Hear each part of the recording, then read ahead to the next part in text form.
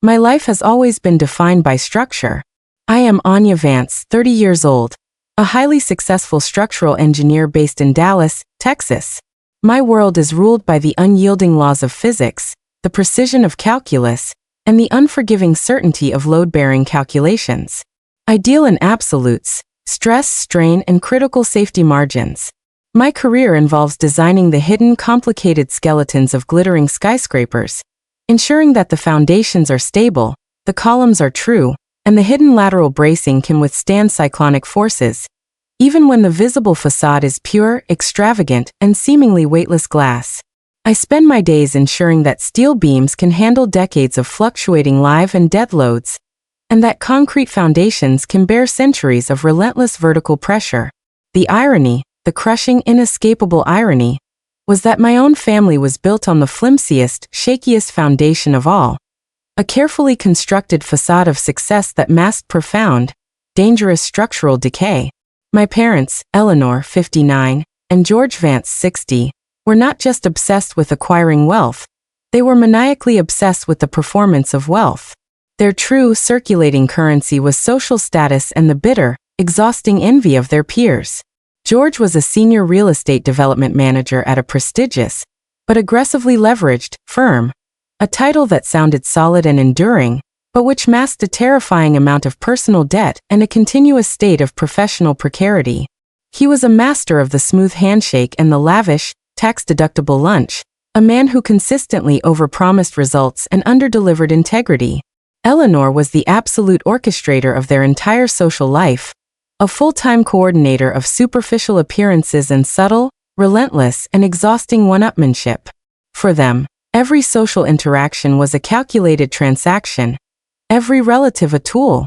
I was the reliable, financially stable daughter, the quiet, indispensable asset they called when the property taxes were due, when the luxury car lease was up, or when their revolving credit line needed an unexpected, five-figure boost.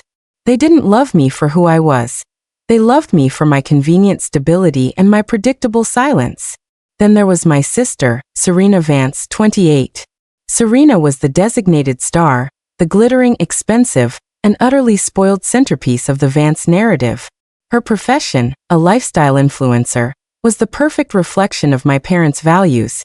It demanded constant, high-dollar visual performance and required zero practical contribution to the world. She drifted through life, a human billboard funded entirely by my parents' frantic attempts to keep her performing for the cameras. For 30 years, I was the sensible, stable anchor, dutifully sending money and fixing the invisible problems. Serena was the perpetually entitled, demanding princess. Every slight, every moment of overt, public favoritism was a sharp little cut I learned to internalize, burying the profound, cumulative pain under blueprints, complex equations, and the comforting predictability of engineering manuals. This year, Serena's 28th birthday became the family's magnum opus of superficiality, a high-water mark of their financial recklessness that would ultimately define their ruin. The location was the Skyline Pavilion, a glass-enclosed, prestigious rooftop lounge occupying the entire top floor of a high-rise in the heart of downtown Dallas. The space was exclusively booked, offering a breathtaking, 270-degree panorama of the glittering city skyline, a setting engineered purely as a high-contrast, visually stunning backdrop for Serena's social media feed. The invitation, printed on thick, embossed cardstock with gold foil, demanded black tie attire. The scale of the event was overwhelming. They had hired a professional videographer, a serious, stoic man named Julian, to capture every candid moment. A DJ flown in specifically from Miami, spinning generic, upscale house music, and a full team of caterers serving delicate, expensive canapés and unlimited, vintage brut champagne, the corks popping with unnerving frequency. My contribution, as always, was the invisible foundation, the crucial cost no one was ever meant to see. 2 weeks prior, I had received the familiar, panicked late-night call from George. His voice, usually booming, was laced with artificial calm and a quivering, thinly veiled desperation. "Anya, darling," he began, the familiar cloying tone setting my teeth on edge. "The bank is being completely unreasonable about the venue deposit. They won't release the funds from the investment account until the 15th, and we simply need to show immediate liquidity. Can you just cover the $15,000 deposit for the venue? It's a temporary bridge. We'll transfer it back once the development deal closes next week, promise. It was the same old, tired lie, the same old routine of financial exploitation. I knew the money was never coming back, but to avoid the crushing anxiety of his endless, manipulative pleading, and to ensure the family's facade didn't crumble publicly before the party, I numbly transferred the money from my carefully managed high-yield savings account into the venue's holding account. It was the crushing price of admission to my own family, the hidden, unacknowledged cost of maintaining their dangerously fragile public image. On the night of the party, I arrived feeling physically and emotionally exhausted, the weight of my unacknowledged contribution a leaden blanket on my shoulders. My tailored navy dress, though custom-made and classically elegant, felt practical and functional next to the shimmering feather boa-trimmed, barely their couture gowns of Serena's inner circle. Stepping out of the elevator onto the pavilion's polished, mirrored marble floor, the atmosphere hit me. A sensory overload of rich, sweet perfume, the cloying scent of freshly cut white orchids, and the sharp, incessant clinking of high-end crystal. George, looking strained but theatrically triumphant in a bespoke black tuxedo, spotted me across the room. He briefly raised a hand in distant acknowledgement, but immediately pivoted, turning his back to launch into a deeply animated conversation with a minor local TV personality, always prioritizing the most visible, highest status transaction. The gift exchange, the zenith of the evening, was a calculated public spectacle designed specifically for Julian's camera and Serena's feed. The photographer positioned Serena directly against the glittering, dark backdrop of the city lights, the perfect, high-contrast visual that screamed status. Eleanor, her face radiating a cold, almost reptilian pride, presented a large velvet-lined mahogany box, the kind of presentation box that announces its contents before it's even opened. Serena gasped, a theatrical, perfect, high-register gasp designed to be perfectly captured by the videographer, and dramatically pulled out a Rolex Datejust, two-tone steel and gold, its bezel encrusted with a diamond halo. It was a classic, instantly recognizable piece, easily valued between $15,000 and $20,000. The applause was not just enthusiastic.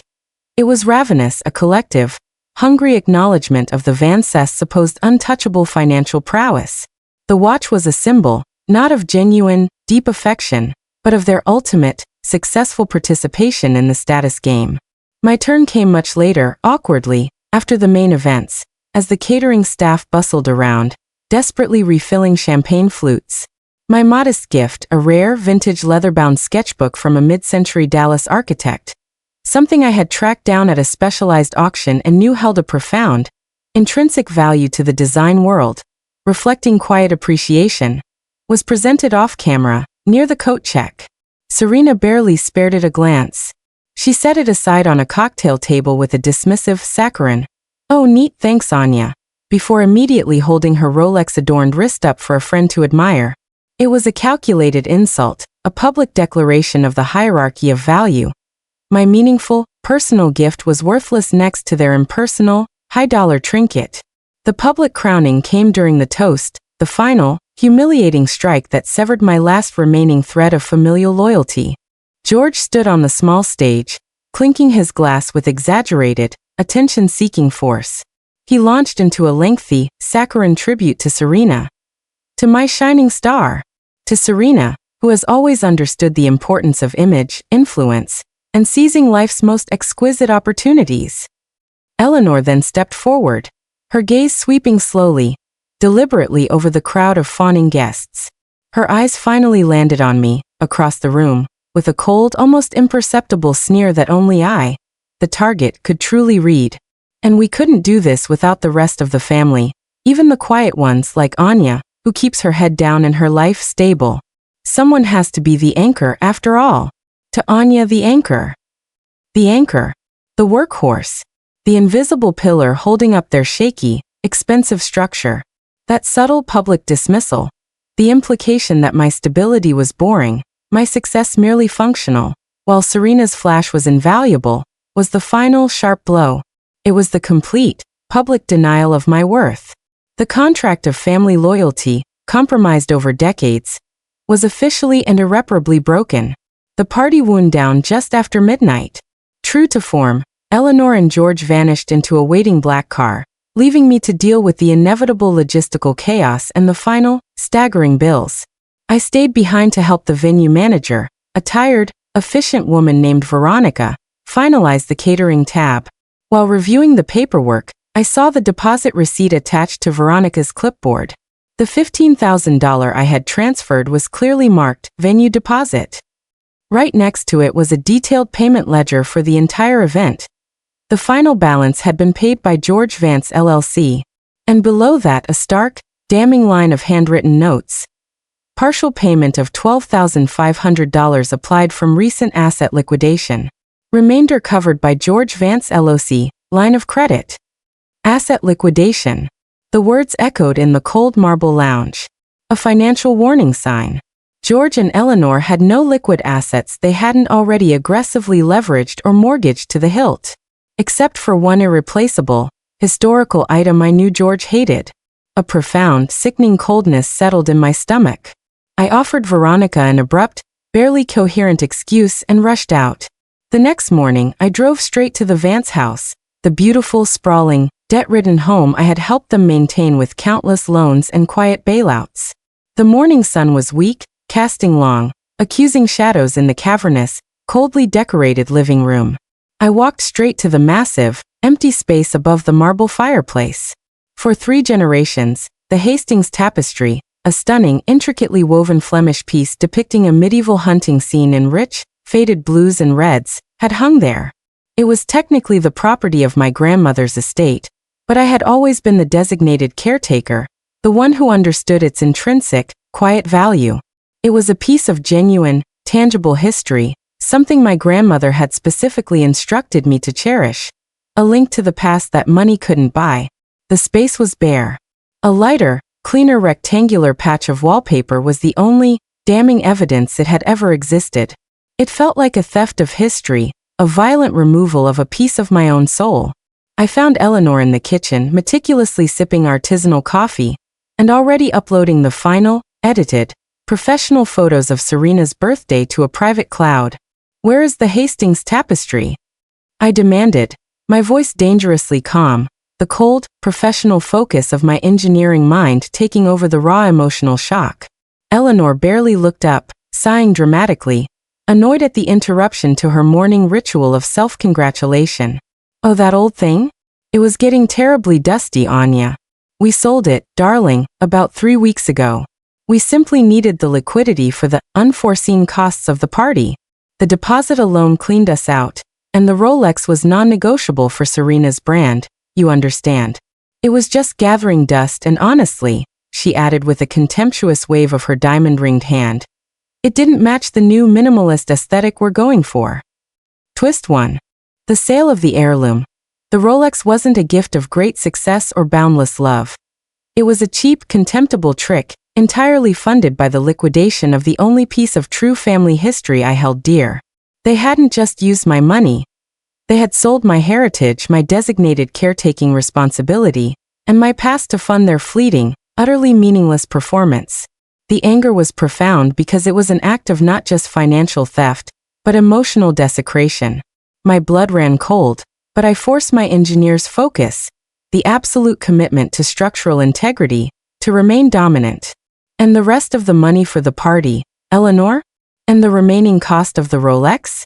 $12,500 only covers a portion. Where did the other $20,000 come from, George?" George, who had just walked in, suddenly looked trapped, shuffling his feet and fiddling with his collar like a cornered schoolboy caught with his hand in the cookie jar. "It's none of your damn business, Anya. We leveraged a few things. We're closing on the Pinnacle Tower deal next month. Everything will be fine once that deal closes. Now drop it." The Pinnacle Tower. George's final massive project at his firm. A $400 million luxury residential high-rise, relentlessly touted in the local press as his career-defining masterpiece, the culmination of his life's work. It was a complex, aggressive development, rushed to market to capture a niche investor pool. I didn't believe the leveraging story. I knew their financial history, the perpetual juggling act, the proximity to the abyss. I returned to my apartment and, armed with the old, forgotten access codes, accessed the private, shared banking portal they still hadn't changed the password to, another convenience they used to manage my loans. Digging through the labyrinthine documents, I found the terrifying, catastrophic truth. George had taken out a massive, predatory second-position mortgage on the house, a riskier loan than they'd ever dared. The interest rate was obscene, and the fine print revealed exactly how he secured it. Because I had consistently co-signed on smaller loans, transferred money to their joint checking account to cover shortfalls for years, and even had a dormant savings account linked for overdraft protection, the bank had granted the reckless, aggressive mortgage based on the implied stability of the Vance household. A stability entirely manufactured by my constant, unacknowledged financial backing. Twist 2. The credit trap. The party wasn't just funded by selling an heirloom.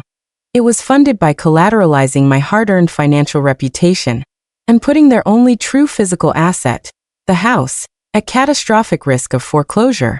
They were running a financial Ponzi scheme built entirely on my predictable income and good name. At that moment, the years of subtle emotional pain evaporated completely, replaced by the cold, absolute clarity of an engineer facing a terminal diagnosis for a structural defect.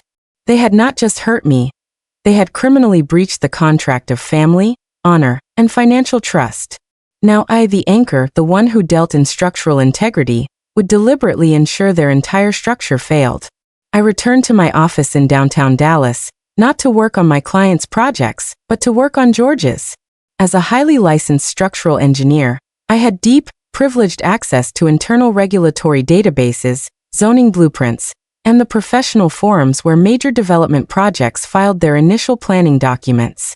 I typed in the Pinnacle Tower, Dallas. I spent 72 agonizing, caffeine-fueled hours in a deep, dark dive, reviewing every single stress test, every shear wall calculation, and every foundational piling report. I knew George was an effective salesman, but a profoundly sloppy, corner-cutting manager who valued speed over safety. I scoured the reports for the kind of cost-saving shortcuts he would inevitably greenlight to save 0.5% on construction costs, the exact kind of measure that would compromise the building's integrity. And there it was, hidden deep within the final structural integrity report, a glaring, fatal flaw that George, in his executive haste and negligence, had failed to catch. George's team had outsourced the crucial lateral load design for the upper floors, from the 65th to the 70th, to a cheap, underqualified third-party consultant. And George had, in his desperate rush to meet a finance deadline and secure his massive closing bonus, approved a design that significantly underestimated the lateral wind load on those top floors. The calculations for the wind bracing were demonstrably off by a factor of 1.7, a margin that would terrify any competent engineer. This wasn't a minor tweak. This was a potential collapse risk during a severe Dallas windstorm or tornado event. A catastrophic, life-threatening failure waiting to happen. The entire $400 million project was structurally compromised and inherently dangerous. This structural defect, hidden by greed and incompetence, was my perfect weapon. And it was professionally surgical, untouchable by their emotional manipulation or legal wrangling. I didn't call George. I didn't send a threatening email. I acted with the absolute, clean, and terrifying precision of a demolition expert setting charges on a failed structure. I first compiled a detailed 40-page technical report, a document of pure, unassailable engineering fact, highlighting every fatal calculation error, complete with cross-referenced data from the firm's own officially filed documents. It was irrefutable. Next, I sent the report simultaneously to 4 high-impact entities: the Dallas Building Standards Commission, the regulatory body; the Texas Board of Professional Engineers, TBP; the licensing authority; the firm's primary bonding and insurance agency, the financial backstop; and crucially, the investigative desk of the Dallas Morning News. I included an anonymous cover letter stating simply, "A catastrophic structural flaw has been overlooked and approved by management in the Pinnacle Tower. Permit # 2024 D456. Review the attached engineering analysis immediately. The flaw is specifically related to insufficient lateral load design on the upper shear walls." Public safety is at severe risk. The regulatory response was immediate, overwhelming, and public. Within 24 hours, the Dallas Building Commission issued a non-negotiable, humiliating stop-work order on the Pinnacle Tower, a highly visible cessation of the firm's flagship project. The TBP launched an immediate, aggressive investigation into George's project management firm, threatening to revoke their operational licenses. The bonding agency, seeing the catastrophic liability and potential lawsuits, immediately froze the firm's credit lines, halting all other projects and plunging the entire organization into chaos. The next day, the Dallas Morning News ran the story on the front page, above the fold, featuring a damning headline: Structural failure threatens Pinnacle Tower. Safety scandal rocks downtown development and puts lives at risk. The article, citing the regulatory filings and quoting an anonymous senior industry expert, confirmed the severe, life-threatening nature of the structural defect. The fallout was a financial, professional, and social earthquake of epic proportions. George's firm, facing regulatory fines, massive delays, a catastrophic loss of investor confidence, and a total freeze on credit, needed a single, immediate scapegoat. They found it in the senior development manager who, in his haste, negligence, and greed, signed off on the flawed structural report. George Vance.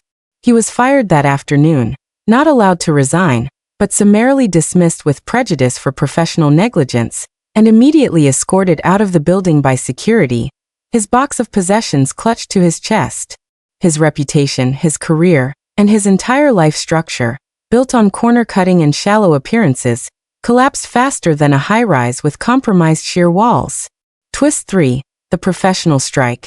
I had used my precise technical knowledge, the thing they deemed boring and only useful for loans, to inflict the most damaging, non-emotional, and total revenge possible, hitting him exactly where his fragile identity and entire income source lived. His professional authority. The second position mortgage, secured entirely by George's anticipated executive income and closing bonus from the Pinnacle Tower, was instantly called in. Without George's six-figure income, Eleanor and George couldn't service the massive, high-interest debt secured by the house. Within 6 agonizing, humiliating months, the house they had prioritized over my stability and the family's history was foreclosed upon. The irony was exquisite and cold. The beautiful, status-driven home, the setting for all their public performances, was gone, liquidated to cover bad debt. They moved into a cramped, depressing apartment outside the city limits. Serena, the star, was left with a diamond-studded Rolex, an expensive, useless piece of jewelry on her wrist. The Rolex, meant to symbolize enduring, effortless wealth, now symbolized their spectacular ruin. A constant, glittering reminder of the family heritage they sold and the financial stability they utterly lost. Her influencer status evaporated instantly. Few high-end brands want to associate with a family embroiled in a massive public safety and fraud scandal. The comments section of her last birthday post became a cesspool of cruel jokes about structural integrity and cheap materials. My final contact with them came late one rainy evening when George called my office line, weeping hysterically, his voice cracking with desperation and narcissism. He still hadn't grasped the core truth. Anya, you're an engineer. You understand the calculations. You can tell the commission it's fixable. You can save me. You have to save your father, he pleaded, the desperation raw and pathetic. I stood by the vast window of my own structurally sound office, looking out at the sturdy, honest structures I had personally secured across the now dark Dallas skyline. My voice was low, steady, and utterly devoid of the emotion he had spent a lifetime manipulating. I deal in absolutes, George, I said, my voice cutting through his sobs. You knowingly approved a design with a fatal structural flaw, not to save money, but to hit a deadline for a vanity bonus. That wasn't a mistake. That was professional negligence. You compromised the safety of thousands of future residents for a watch and a party. And you did it after you sold my heritage and leveraged my future for your debts. Every principle of engineering dictates that a structure built on lies and faulty calculations must inevitably fail. I paused, letting the silence expand, absorbing his inevitable ruin. You wanted the anchor, George. I was the anchor. And I simply pointed out the critical flaw in your plan to the world. You, Eleanor, and Serena, you did the rest of the work. You built your life on nothing. And nothing, I finished, the word cold and final, can bear that load. I hung up the phone and settled back into my chair, closing the door on the Vance drama for good. My conscience was clear. They wanted a performance. I gave them a spectacle of justice, executed with the cold, hard, unassailable precision of a structural engineer. The truth, like a perfectly calculated load, always finds the weakest point and brings the whole false edifice down, no matter how glittering the facade.